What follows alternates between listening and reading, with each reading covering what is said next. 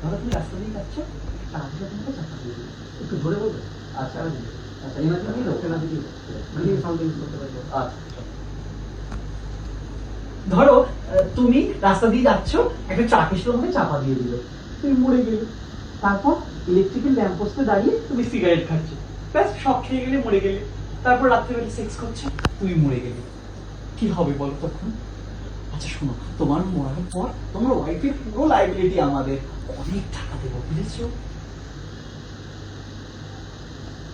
আচ্ছা, আমার ওয়াইফ যদি মরে আমাকে প্রচুর টাকা দেবেন?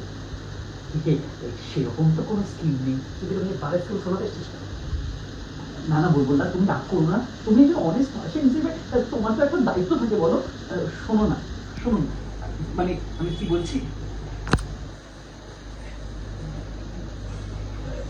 আচ্ছা তোমরা জীবনের দাম নেই, কালকে তো মরে যেতেই পারে, এই ক্লুটা দাও। জীবনে তো কোনো দাম নেই, তুমি তো মরে যেতেই পারো। সো নেগেটিভ, এমন ফিল করাচ্ছে তোমরা কালকেই মরে যাবো, কালকেই মরে যাবো, কালকেই মরে যাবো। অভিশাপ দেওয়া বন্ধ কর। না না, অভিশাপ কেন দেবো বলো? অভিশাপ দেবো? আমি শুধু চাইছি তোমার ওয়াইফের লাইফটা একটু সিকিউর। আরেকবার ক্লুটা দাও। না না, ও অভিশাপ দেবো কেন বলো? আমি তো চাইছি তোমার ওয়াইফের লাইফটা যদি একটু মিনিমামটা বেরিয়ে যাচ্ছিল।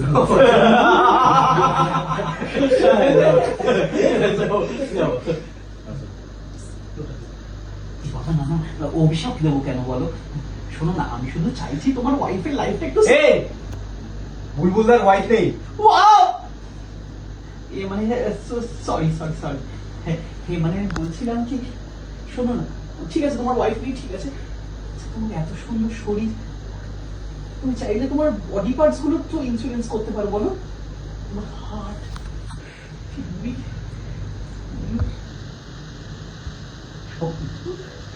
ওই